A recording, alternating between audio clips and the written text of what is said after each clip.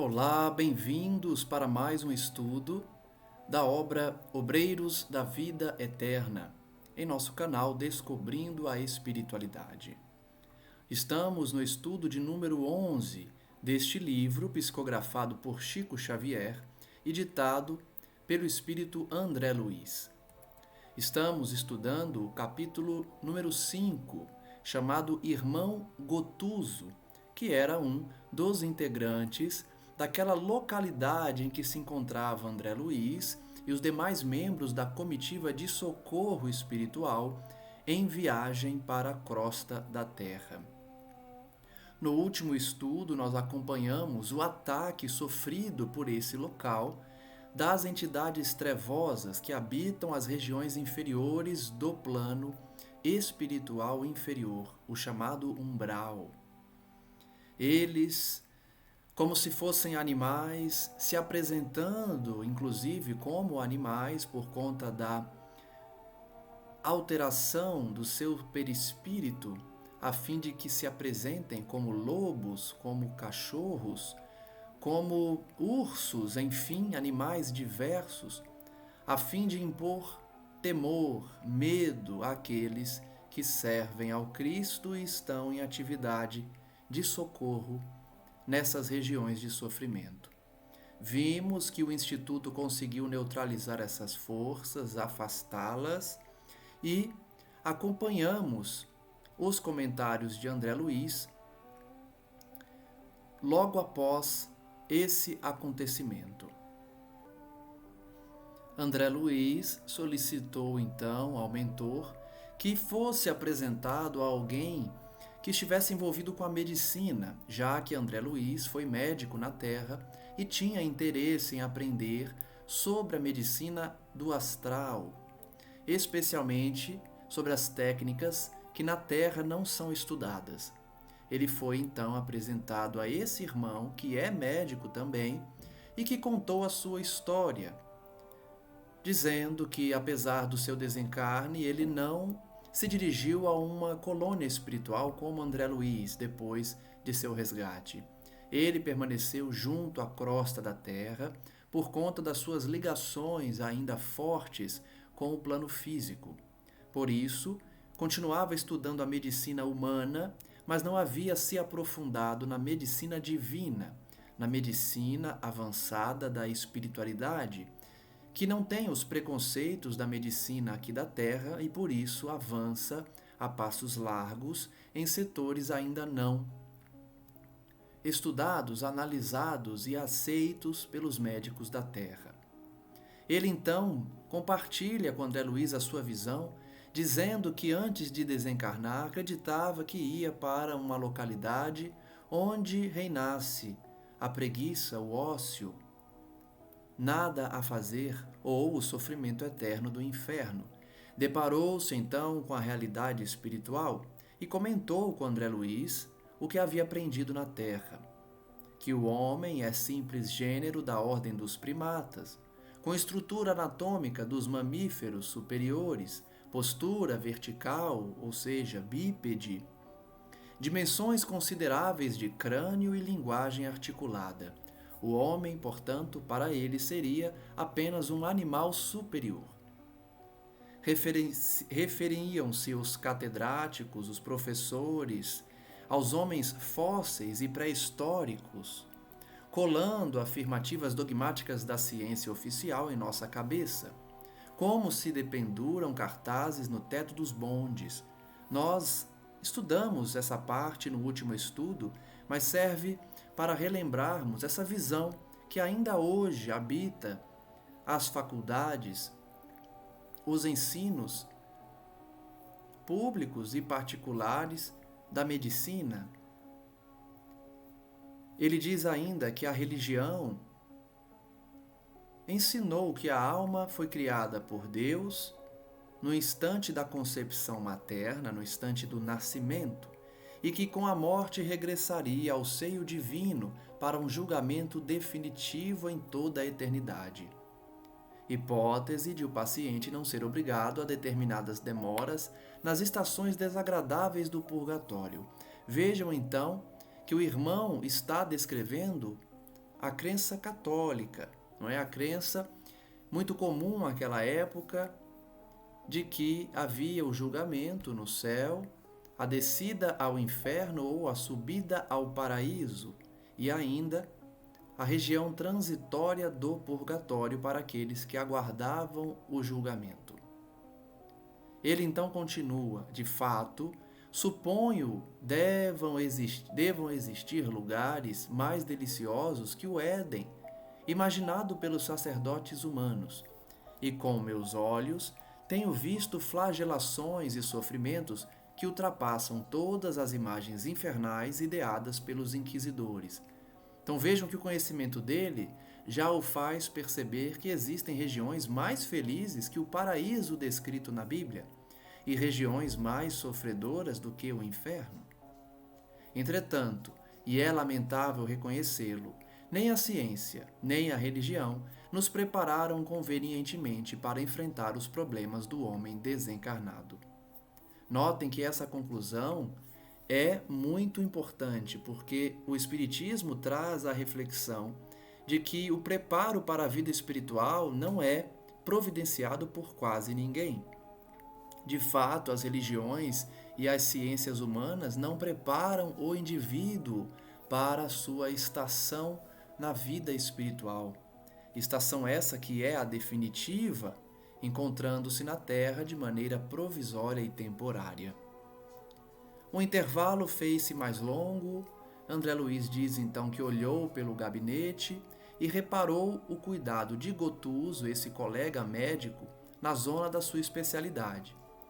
Chegamos então ao ponto em que paramos, porque eu lembro de ter comentado que em outras obras André Luiz já visitou setores em que há esse mapeamento do corpo físico em detalhes, o sistema nervoso, os órgãos, todo o preparo do planejamento reencarnatório, em tamanho real, em tamanho de humano mesmo, com todos os seus detalhes. Então ele viu que ali também havia mapas variados, esculturas de órgãos, e o que mais chamava a atenção de André Luiz era o sistema nervoso, que estava montado numa substância delicadíssima, luminosa, em posição vertical, com a altura aproximada de um homem, onde se destacava o cérebro, o cerebelo, a medula espinal, os nervos do tronco, enfim, tudo isso a gente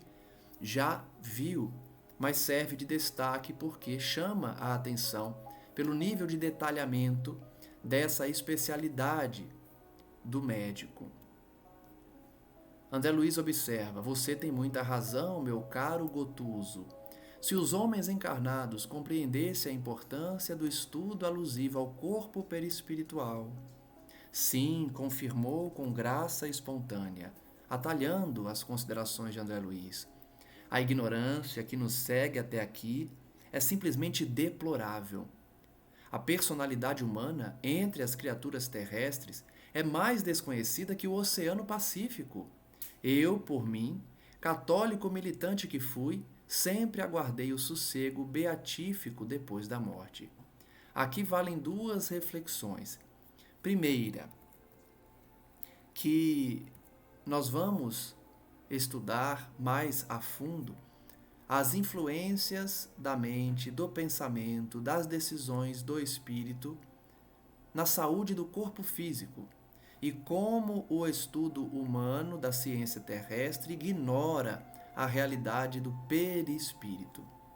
Esse modelo organizador biológico que define o corpo físico que utilizamos aqui na Terra, bem como determina o surgimento de enfermidades ou se processa a cura de doenças no nascedouro, no perispírito. Então a primeira observação importante é essa. Quando a medicina aceitar a realidade do perispírito, poderá encontrar a cura de muitas doenças, porque combaterá a origem do mal. O segundo apontamento é esse fato de que nós pouco conhecemos a personalidade humana. As pessoas de fato não fazem a reflexão necessária sobre a morte, achando que irão encontrar o céu católico ou o inferno, ou ainda o purgatório, evitando falar de outras questões que parecem ter mais relevância, como a consequência das nossas ações, das nossas escolhas, o porquê de termos renascido em certa condição, enquanto outras pessoas aparentam privilégios. Então, as famosas perguntas que as religiões não respondem, o Espiritismo traz uma resposta satisfatória, ou pelo menos o início de uma reflexão para uma resposta futura, já que hoje muitas dessas respostas não podem ser compreendidas por nós. Então, é importante estudar também para nos prepararmos para essa realidade espiritual. Ele ainda vai dizer: vim com todos os sacramentos e passaportes da política religiosa, passados em solenes exéquias, ou seja, ele comprou seu lugarzinho no céu. Inclusive, se eu não me engano, hoje ou foi ontem, acredito que é hoje, se comemora, aquelas 95 teses de Martinho Lutero na porta da igreja em que ficou célebre essa divisão da Igreja Católica com o protestantismo. Então, uma das teses de Lutero era justamente essas indulgências, a troca de favores financeiros entre a Igreja e os ricos, os burgueses, para que tivessem um lugar no céu, ou para que fossem perdoados dos seus pecados. Lutero era contra essa visão e com razão, porque não se pode negociar terras no céu, como se os representantes da igreja tivessem esse poder. Então vejam que esse espírito foi para o lado de lá, munido desses documentos, passaportes da política religiosa, a fim de que garantisse um lugar no paraíso. Creio, todavia, disse ele, que o serviço diplomático de minha igreja não está bem atendido no céu. Ele até faz uma leve brincadeira, A igreja em que ele pagou para ter um lugar no céu parece que não tem um serviço diplomático de excelência, porque não foi assim que ele se deparou quando desencarnou. Não trouxe bastante documentação que me garantisse paz na transferência. Em vão reclamei direitos que ninguém conhecia e supliquei bênçãos indébitas. Aqui vale a reflexão também, não é? Imagine que curioso, não é? Verificar alguém que desencarna munido desses documentos da igreja, afirmando para as pessoas desencarnadas: mas eu tenho direito de ter uma casa no paraíso, eu tenho o direito de entrar nos céus, eu comprei, aqui está o documento. Deve ser muito curioso ver essa situação e constatar a ausência total de conhecimento de como se processa a vida espiritual. Não levamos nada, não compramos nada e não temos direito algum em detrimento de outras pessoas, especialmente daquelas que fizeram o bem, que estarão muito acima de nós. Em face do desconhecimento aqui predominante a meu respeito, regressei ao meu velho templo, onde ninguém me identificou. Então, quando ele viu que não adiantava discutir, que os seus documentos religiosos não tinham valor algum no plano espiritual, ele voltou para a igreja, na terra, que ele frequentava, e ninguém o reconheceu. Desesperado, então, mergulhei-me por longos anos em dolorosa cegueira espiritual. Vejam como demora o despertar do espírito, como o tempo passa rápido lá. Na verdade, o tempo é relativo no plano espiritual, porém, muitos anos aqui são como um sopro na vida espiritual. É por isso que eu sempre digo para as pessoas que pensam que pessoas que desencarnaram recentemente já estão resgatadas, já estão bem. Não é bem assim. A depender da forma que elas desencarnaram, levam anos numa situação de sofrimento, de perturbação, de ausência de compreensão. Então vejam que ele ficou anos na perturbação. E francamente, rememorando fatos, disse ele: rio-me ainda hoje da confiança ingênua com que cerrei os olhos no lar pela última vez. Ele hoje ri de como ele desconhecia a vida espiritual, de como ele havia partido do mundo físico quando fechou os olhos do corpo físico na casa em que morreu. O padre Gustavo prometia-me a convivência dos anjos, veja bem, e asseverava-me que eu seria levado em triunfo aos pés do Senhor. E isso apenas porque legara 5 contos de réis à nossa antiga paróquia. Olha só. O padre prometia a ele: Jesus vem te resgatar. Você vai ser levado aos pés do mestre. Porque deu 5 contos de réis para a igrejinha da cidade. Prometia a convivência com os anjos. Vejam só, que fácil seria se fosse assim, e que injusto, não é? Porque basta ser rico para herdar o céu?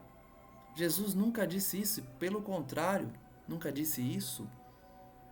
Ele afirmou que é mais difícil que um cabo passe por um buraco de uma agulha do que um rico entrar no reino dos céus. A gente já estudou esse trecho. Jesus não condena automaticamente os ricos, ele só diz que é difícil porque a provação da riqueza é muito difícil.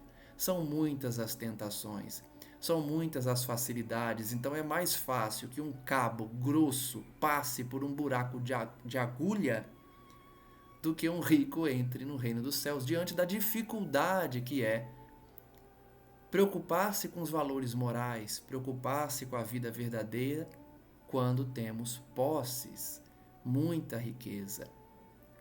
Então ele, que havia doado larga soma para a igreja, esperava receber o paraíso. Meus familiares acompanhavam em pranto o nosso diálogo final, em que minha palavra sufocada comparecia em monossílabos de longe em longe, na extrema hora do corpo. No entanto, se era quase impossível para mim o comentário inteligente da situação, o pároco falava por nós ambos, explanando a felicidade que me caberia no reino de Deus. Então vejam que nos últimos momentos da sua existência ele mal conseguia falar, mas se lembra de estar ali moribundo ao leito, sua família chorando em volta, sem conseguir falar nada mais do que monossílabos, e o padre ao lado dele, confortando a família, dizendo que ele iria para um lugar maravilhoso, o reino de Deus, junto do Cristo. Médico de curta jornada, mas de intensa observação, a moléstia não me enganou, mas, inexperiente nos assuntos da alma, confundiram-me plenamente as promessas religiosas.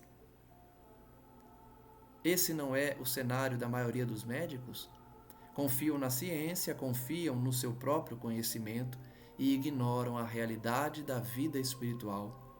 Acreditam nas promessas falsas da religião que garante um lugar no céu apenas em troca de dinheiro. Penetrando o portão do sepulcro e não me sentindo na corte dos santos, voltei, copiando perigosas atitudes dos sonâmbulos, para interpelar o sacerdote que me encomendara o cadáver às estações celestes. Então olha que situação, hein? Imaginem vocês o espírito chegando do lado de lá, não conseguindo entrar em contato com os santos da igreja, como lhe prometeram, não conseguindo adentrar o paraíso, não conseguindo uma audiência com Jesus, conforme o padre lhe prometera. E voltando então para cobrar o padre. Você não me garantiu que eu estaria junto do Cristo? Não me garantiu que eu iria para o céu junto dos santos?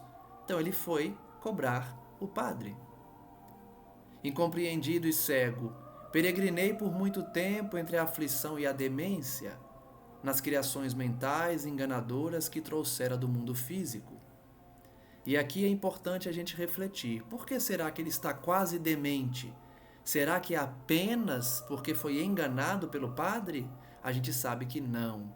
A postura dele durante a vida, a falta de preocupação com a vida espiritual, certamente a falta de caridade praticada, que fazia ele estar nesse estado de perturbação. Quase cego, às escuras, entre a aflição e a demência no mundo espiritual. É uma realidade de muitos espíritos, porque nunca se preocuparam em se prepararem para essa viagem astral, para essa viagem a que todos estão destinados, a viagem do corpo físico na direção do mundo espiritual, deixando esse corpo aqui na Terra e seguindo com a alma imortal na direção dessa vida após a vida. Infelizmente é a realidade de dezenas de milhares, se não milhões de espíritos. Certamente, porém, disse André Luiz, em face da parada mais longa que ele fez, não lhe faltaram bons amigos. De fato, concordou. Entretanto, gastei anos para tornar ao equilíbrio indispensável, condição única em que podemos compreender-lhes o auxílio e recebê-lo. Aqui mais uma lição valiosa. Vejam, ele ficou anos num estado de perturbação, cego, quase demente, vagando a esmo na espiritualidade. Mas ele tinha os bons préstimos de amigos. Qual era o problema? Ele não conseguia enxergá-los, notá-los, percebê-los por conta da sua perturbação. Então aqui fica a lição. Somente quando o espírito adquire equilíbrio, condição única, ele diz, é que consegue receber a ajuda dos bons espíritos. Sem equilíbrio, o espírito desencarnado não consegue ser ajudado. É por isso que a gente sempre estuda aqui a importância do obsidiado colaborar, do obsidiado se movimentar. Me lembro muito bem que na última obra estudada, era necessário que um dos obsidiados ali tratados na obra se movimentasse. O mentor fez questão de destacar essa necessidade do movimento, essa ideia de se movimentar, de buscar ajuda, mas principalmente de se ajudar. O mesmo se aplica aos espíritos desencarnados. Aqueles que estão em desequilíbrio no mundo espiritual precisam se equilibrar primeiro para depois receber o auxílio. Deve, pois, sentir-se feliz agora, disse André Luiz. Sem dúvida, comentou o Gotuso humorístico. Reajusto-me com a tranquilidade possível. Mesmo porque, lembrem-se que ele não está numa colônia espiritual. Ele está numa localidade bem próxima da Terra, porque ele ainda não consegue se desprender da crosta.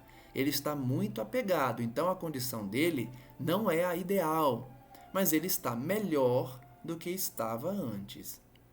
Está se reajustando. A maior surpresa para mim, presentemente, é a paisagem de serviço que a vida espiritual nos descortina. Então, olha que reflexão importante ele está tendo. A quantidade de trabalho, de serviço espiritual. E a gente sempre destaca isso aqui também, nas obras estudadas. O mundo espiritual não é parado, não é sonolento, preguiçoso. Ele se movimenta numa velocidade impressionante de serviços, de atividades, de troca de informações, de sentimentos.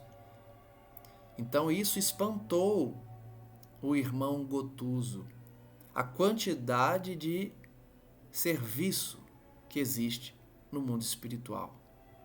Tenho hoje, diz ele, profundíssima compaixão de todos os homens e mulheres encarnados que desejam insistentemente a morte física e procuram-na de vários modos, utilizando recursos indiretos e imperceptíveis aos demais quando lhes faltam disposições para o ato espetacular do suicídio. Então, olha, ele tem compaixão, uma compaixão profunda dos encarnados que buscam a morte de forma indireta, porque não tem coragem de cometer suicídio. Então, de fato, traz muita compaixão àquele que deseja morrer. E ele está refletindo, essas pessoas não sabem o que pedem. Deveriam aproveitar a oportunidade da reencarnação, porque renascer não é fácil. Exige todo um planejamento e, principalmente, uma autorização dos diretores espirituais, dos maiorais da espiritualidade. Nós não reencarnamos quando queremos. É necessário pedir, quase que implorar, e eles precisam aceitar o nosso pedido diante das nossas necessidades, méritos e auxílios de outros espíritos que se colocam à disposição e patrocinam a nossa reencarnação. Então, isso é algo que as pessoas também não pensam muito. A quantidade de esforço que se movimentou para que possibilitasse a nossa reencarnação. É por isso que o suicídio é gravíssimo, porque além de desprezar o sentimento dos familiares que ficam aqui num sofrimento profundo, o suicida despreza a vida que Deus concedeu e o esforço de centenas de espíritos que programaram, prepararam seu corpo, pediram autorização, patrocinaram a reencarnação, garantiram aos maiorais que iriam cuidar daquela pessoa, que iriam direcioná-la para o bem. O suicida, então, despreza tudo isso e desiste da vida. Uma vida que ele implorou, uma vida que ele se preparou, se comprometeu e tinha plena ciência de que precisava para saldar dívidas do passado. Então, o comentário aqui é compaixão para o suicida ou para aquele que também deseja a morte de forma indireta, o suicida indireto. Buscam a morte todos os dias, desprezando a oportunidade única da reencarnação. Aguardam-nos atividades e problemas tão complexos de trabalho que mais venturosa lhe seria a existência totalmente desprovida de encanto, com pesadas disciplinas a lhes inibirem as divagações. Olha a reflexão que ele faz. Os serviços no plano espiritual são tão complexos que é melhor ter uma vida desventurosa aqui na Terra, ou seja, uma vida de aflições, uma vida de dificuldade, de obstáculo. É melhor estar reencarnado, ainda que sofrendo, do que no mundo espiritual. E é claro que ele está trazendo uma imagem do espírito desequilibrado. Por quê? O espírito equilibrado, o espírito que tem mérito, que cultivou o bem, ele vai para lugares bons, equilibrados, de paz, de serviço no bem, no plano espiritual. Mas o espírito desequilibrado, mau, vicioso, ele sofre muito mais lá do que aqui. É isso que ele está refletindo aqui. A quem quer se matar por conta dos problemas que vive na Terra, ele faz a reflexão: é melhor viver aí na Terra, porque aqui é muito pior para o espírito viciado. Recordando a posição laboriosa da dirigente da casa, em virtude das observações ouvidas, André Luiz disse: o volume de nossas tarefas assombraria qualquer homem comum. Olha só o que André Luiz diz, hein? O volume de trabalho lá assustaria qualquer pessoa aqui da Terra. e cumpre-nos reconhecer que a necessidade de sacrifício nos serviços desta instituição é enorme. Então, além de ter muito trabalho, você precisa se sacrificar o tempo todo. Ainda agora, espantou-me a cota de deveres atribuídos à diretora. Lembrem-se que no último estudo, a diretora da casa, que foi atacada por aquelas entidades infelizes, toda hora era interrompida por algum servidor pedindo orientação, informando de um acontecimento. Eu até comentei aqui, nossa, vejam como ela tem trabalho. Uma das nossas amigas que acompanha o estudo, se eu não me engano foi a dona Rosamira, né? Ela comentou num dos vídeos, no último vídeo, como tem trabalho a diretora da casa do irmão Fabiano, a casa de caridade, como ela é acionada. Então André Luiz está fazendo essa reflexão. Nós aqui da Terra ficaríamos abismados com a quantidade de serviço. E quantos de nós reclamam dos nossos trabalhos, hein? Quantos de nós têm uma vida relativamente tranquila e reclamamos? Queremos uma vida ainda mais folgada, ainda mais tranquila, ao invés de agradecer a Deus e fazer o máximo que pudermos. Quantos reclamam? Têm uma rotina, uma jornada de trabalho extremamente privilegiada, mas reclamam o tempo todo. Lembrem-se que no plano espiritual há muito mais serviço e exige-se muito mais sacrifício. Inegável, concordou, modificando o tom de voz. A irmã Zenóbia, devotada orientadora, de sublime coração e pulso forte, nos oferece invariavelmente magníficas demonstrações de renúncia. E tão grande é o serviço neste asilo, consagrado a socorros diversos, que a chefia se reveza em períodos anuais. Então vejam, é tão volumoso e complexo o serviço que é necessário que a cada ano troque a diretoria da casa. Troque-se, né? A cada ano é necessário trocar a diretoria da casa, diante do volume de trabalho. Neste ano, a administração compete a ela. No vindouro, teremos as diretrizes do irmão Galba. Então, outro chefe chegaria no próximo ano. Cada administrador recebe descanso de 1 ano? Perguntou André Luiz admirado. Sim, aproveitando-se o período de repouso em esferas mais altas, ao contato de experiências e estudos que enriqueçam o espírito do missionário e beneficiem as obras gerais da instituição com vistas ao futuro. Que beleza, hein? Por um lado, a gente pode falar, nossa, férias de 1 ano, depois de 1 ano trabalhando, que moleza! Mas não se esqueçam, é 1 ano de muito serviço. E não são férias, na verdade, né? É 1 ano de estudo, de experiências novas para enriquecer o trabalho. Então, é como se fosse um curso. É como se fosse um aprimoramento, uma pós-graduação para o diretor.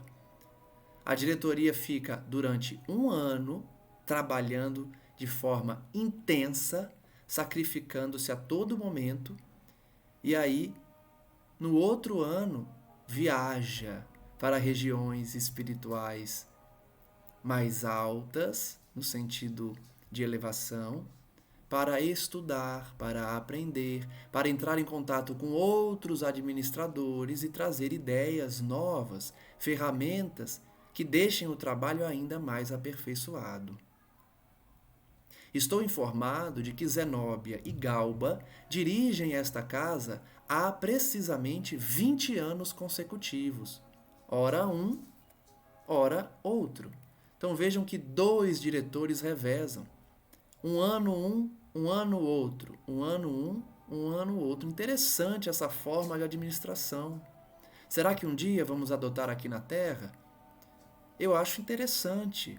Imagine uma empresa, né? Uma multinacional. Durante um ano, um diretor assume a administração de forma intensa, enquanto outro diretor se aprimora no conhecimento, estuda, viaja para fazer cursos. Não é um descanso, não é férias. Nesse outro ano, ele está estudando, se aperfeiçoando. Eu acredito que é uma técnica muito interessante porque o diretor estará sempre atualizado das técnicas mais modernas, das melhores formas de se administrar uma instituição, porque ele tem um ano de estudo e de experiências para isso. Interessante. Administradores diversos, no entanto, têm passado por aqui, demandando outros rumos no plano de elevação. De quando em quando, voltam a visitar-nos, ministrando sagrados incentivos à comunidade de trabalhadores do bem. Então, além daqueles dois, também outros administradores passam por ali para contribuir e aprender. E você? Perguntou, talvez indiscreto, porque André Luiz é assim. Onde passa os recreios e entretenimentos? De conformidade com os estatutos que nos regem, possuo também minhas horas de repouso. Todavia, e sua voz tocou-se de velada tristeza, ainda não posso fruí-las em esfera mais alta.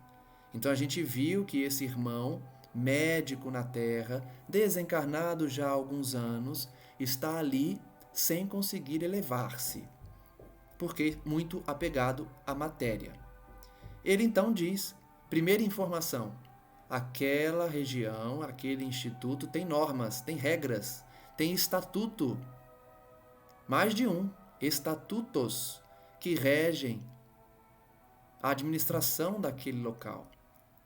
Então, existem regras a serem seguidas, observadas, e as horas de recreio, de repouso dele não podem ser fruídas em regiões mais elevadas. Desfruto-as nos campos da crosta, respirando o ar puro e tonificante dos pomares e jardins silvestres. Olha que legal. Como ele não pode ir para uma colônia, ou outro planeta, ou outra região feliz, ele vai para as florestas da Terra, para as regiões de cachoeira, para as regiões de árvores frondosas, para a natureza, a fim de descansar. O oxigênio por lá é mais leve que o absorvido por nós nestes círculos abafados de transição, onde há que lidar com os resíduos do pensamento humano. É por isso que haverá a limpeza que nós vimos no último estudo. A instituição precisou se movimentar, se mover, se deslocar. Por quê? Porque passaria um fogo purificador na região. Quem acompanhou o último estudo vai se lembrar. Foi agendado um fogo purificador, etérico, para limpar a energia pesada e negativa daquela região de sofrimento. Então, como esse irmão está vivenciando o seu serviço nessa região, ele se desloca, porque ali é difícil de respirar, o ar não é tão puro como o é na natureza aqui da Terra. As árvores e as águas, as flores e os frutos da natureza terrestre, indenes das emanações empestadas de multidões ignorantes e caprichosas, permanecem repletos de substâncias divinas para quantos de nós que começam a viver efetivamente em espírito. Então notem que na natureza não há essa poluição psíquica das energias desequilibrantes dos espíritos sofredores e infelizes. A natureza é um excelente local para restaurarmos as nossas energias, respirarmos um ar mais puro. Até mesmo os espíritos buscam a natureza para isso. As cidades humanas são imensos e benditos cadinhos de purificação das almas encarnadas, onde se forja o progresso real da humanidade. Mas o campo, simples e acolhedor, é sempre a estação direta das bênçãos de Deus, garantindo as bases da manutenção coletiva. Olha que visão interessante. É por isso que muitos aposentados buscam a zona rural, buscam o campo, porque sabem inconscientemente que no campo há uma purificação do ar, da energia psíquica, que nas cidades encontra-se em perturbação, em atividade incessante, nos locais em que a humanidade evolui, expia e avança. Então, enquanto a cidade serve de local de progresso, tanto material quanto espiritual, os campos são locais de repouso, de preparação, de manutenção coletiva do planeta. Cada região tem sua função. Não é estranhável, portanto, que aí recolhamos grandes colheitas de energias de paz restauradora.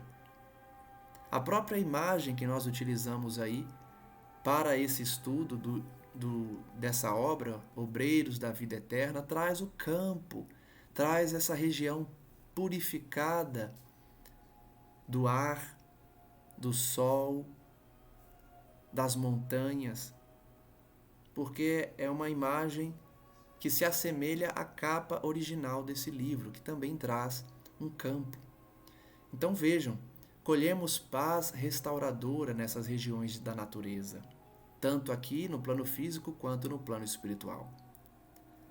Conhecia de sobra a propriedade de seus argumentos, disse André Luiz, rememorando experiências anteriores que me diziam respeito. Então André Luiz se lembrou, realmente, a natureza traz essa paz. Em vários momentos eu já fui até a natureza para receber essas energias. Contudo, objetou André Luiz, com sinceridade.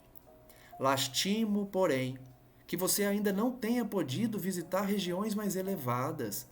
Descobriria continentes de radiosas surpresas, revigorando com eficiência o estímulo e a esperança. Então vejam que André Luiz deixou o irmão com uma pontada de inveja, porque ele tinha visitado regiões superiores, enquanto que o irmão Galdino, não pôde. É Galdino o nome dele?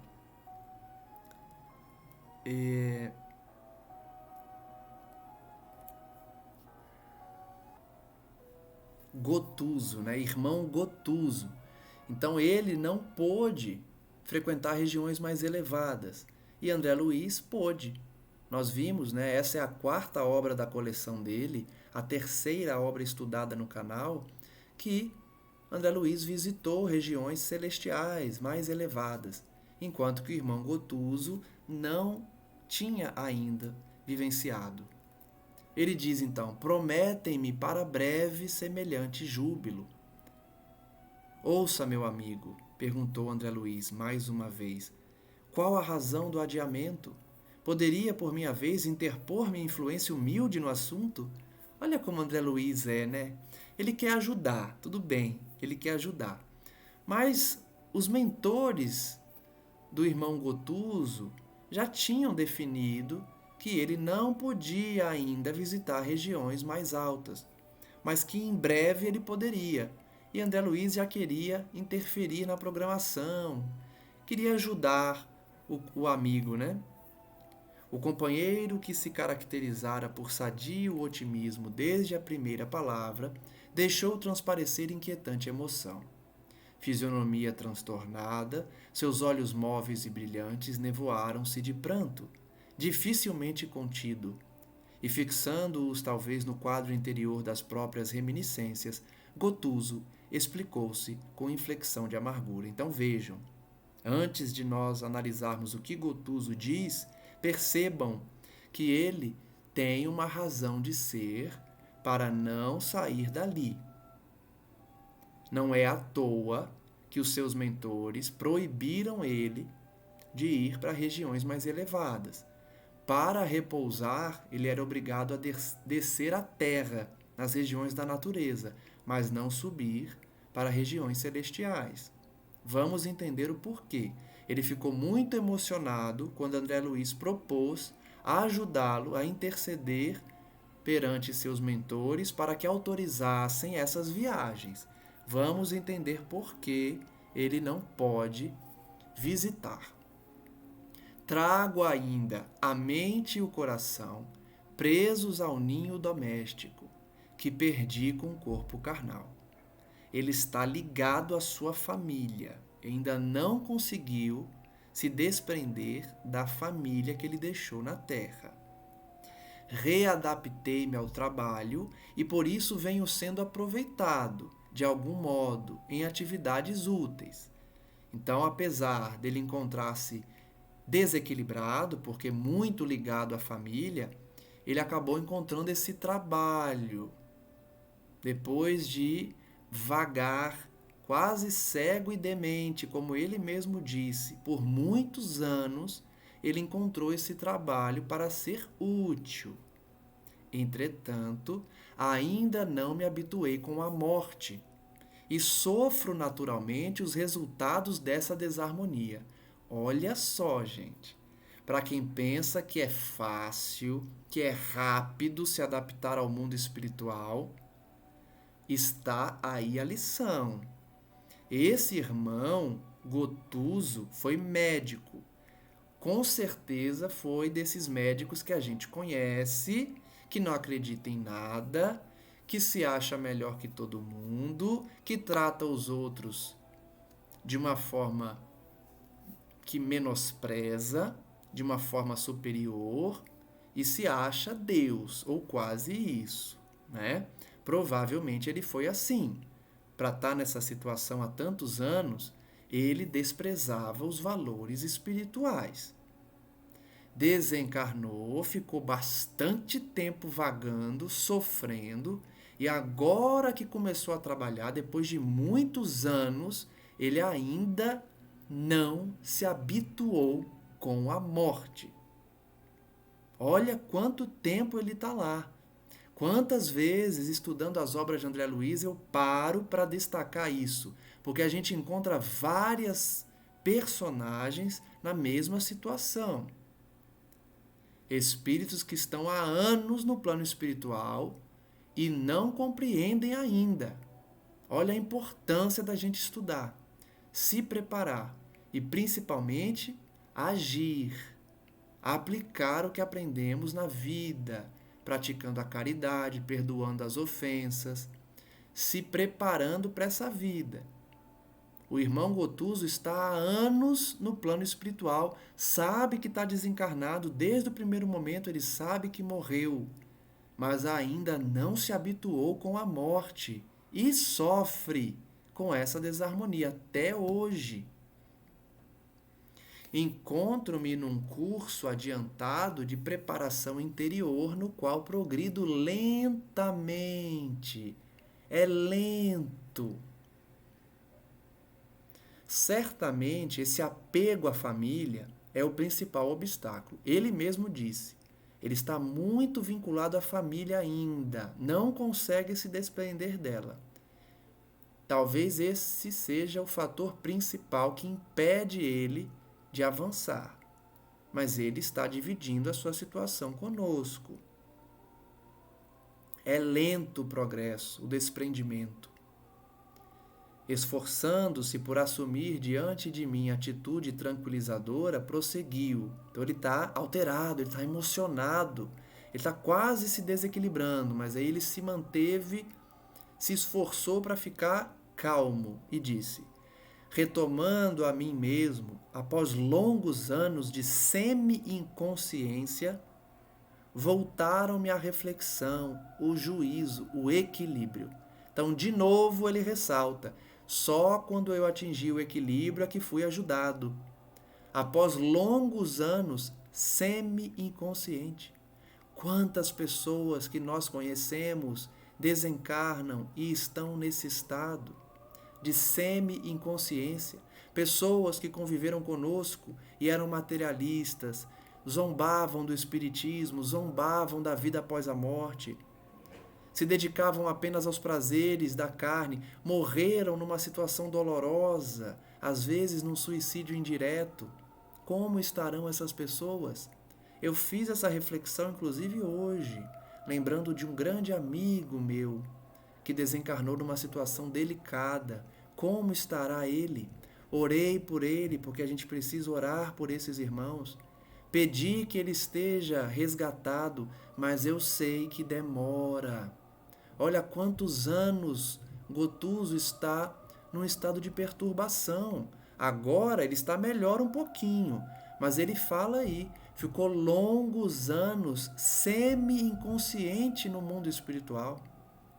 Quantos ficam vagando, semi-inconscientes, sem entender muito bem onde estão, que situação estão vivendo, se estão mortos, se estão vivos?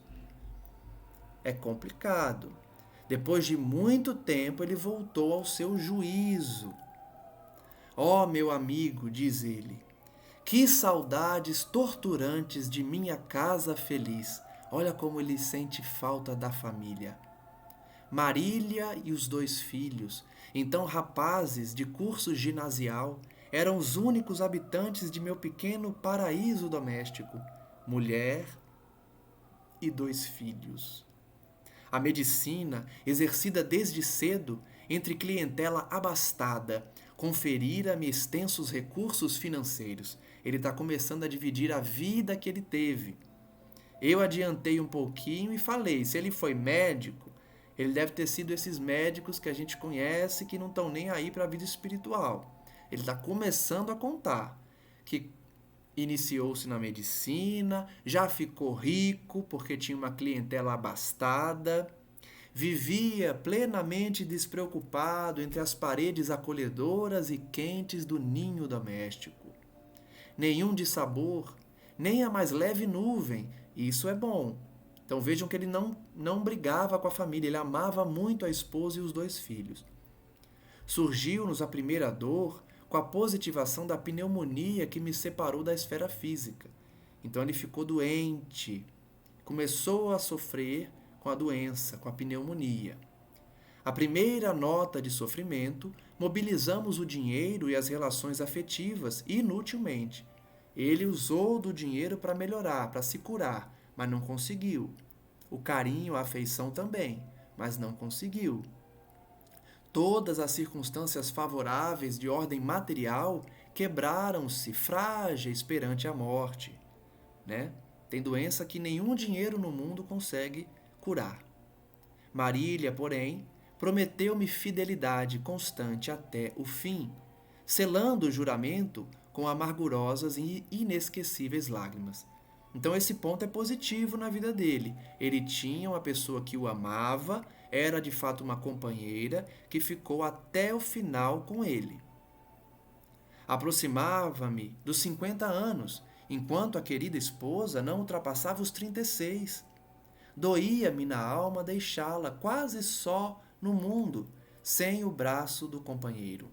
Todavia, confiando nas promessas religiosas, acreditei que pudesse velar por ela e pelos filhos da região celestial. Olha só, que função da igreja, né?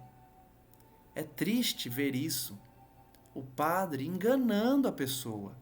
Ele acreditou que iria para o paraíso e de lá ele iria zelar por sua família, por sua esposa. Ele acreditou nisso. Como eu comprei um lugar no céu, eu vou para lá e fico ajudando eles de lá. Uma visão infantil, uma visão simplista. Mas ele acreditou. A autoridade eclesiástica garantia para ele isso. Ele acreditou. Vejam a importância e a responsabilidade de um sacerdote religioso. A realidade, porém, foi muito diversa. E depois das lutas purgatoriais, voltando ansioso à casa, não encontrei rastro dos entes amados que aí deixara. Depois de anos sofrendo no plano espiritual, quando ele volta para casa, finalmente ele não encontra a família. Enquanto perseverava em doloroso sonambulismo, buscando socorro na religião, nunca pude voltar ao campo da família, porquanto antes do tentame fui arrebatado em violento e escuro torvelinho que me situou em terrível paisagem de trevas e sofrimento indescritíveis. Então, amanhã nós vamos continuar analisando a história desse irmão, médico na terra e que passou por uma situação complicada, acreditando na promessa do sacerdote religioso e não conseguindo se encontrar com a família até hoje. Hoje que eu digo, né, na época da história que a gente está estudando, né? Isso já tem alguns anos já. Mas, como estamos estudando agora, até aquele momento descrito na obra, ele ainda não tinha conseguido retornar ao núcleo familiar. Então a gente está começando a entender por que ele está preso ainda à crosta terrestre, preso aos interesses familiares, por conta desse sentimento que ele carrega de muita união, de preocupação com os seus, sem conseguir entregar nas mãos de Deus o destino dos seus familiares e pensar nele. Nós ainda vamos ver como ele vai conseguir se libertar disso, mas a gente pode adiantar que o espírito precisa ter fé, confiança em Deus, a certeza de que Deus não irá desamparar os seus, para evitar ficar nessa situação, preso à família, preso à região da crosta terrestre, porque acha que só ele pode vigiar e proteger sua família.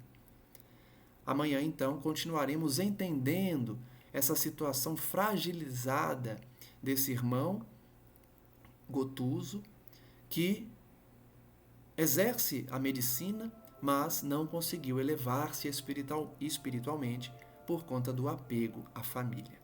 Agradeço a todos que acompanham como sempre e rogo a espiritualidade superior que prossiga nos abençoando nesse trabalho de divulgação da doutrina, de reflexão sobre os ensinamentos dos Espíritos e na busca constante da prática do bem, a fim de que nos elevemos junto ao Pai. Que as nossas fraquezas, inferioridades, infelicidades possam ser relevadas por esses amigos, para que eles não deixem de nos abençoar com sua presença, com a sua inspiração, com seus conselhos. Um dia conseguiremos nos libertar das fraquezas morais, das viciações, para nos dedicarmos integralmente à causa cristã, integralmente a Jesus nosso Senhor. Que os bons espíritos, portanto, recebam nosso carinho, nosso reconhecimento, por tanto nos ajudarem, e que nós façamos a nossa parte, buscando por meio da oração o reajustamento, o reequilíbrio, para que possamos ouvi-los. Aprendemos no estudo de hoje que o espírito precisa se reequilibrar primeiro para depois ser resgatado. O reequilíbrio, portanto, é uma necessidade.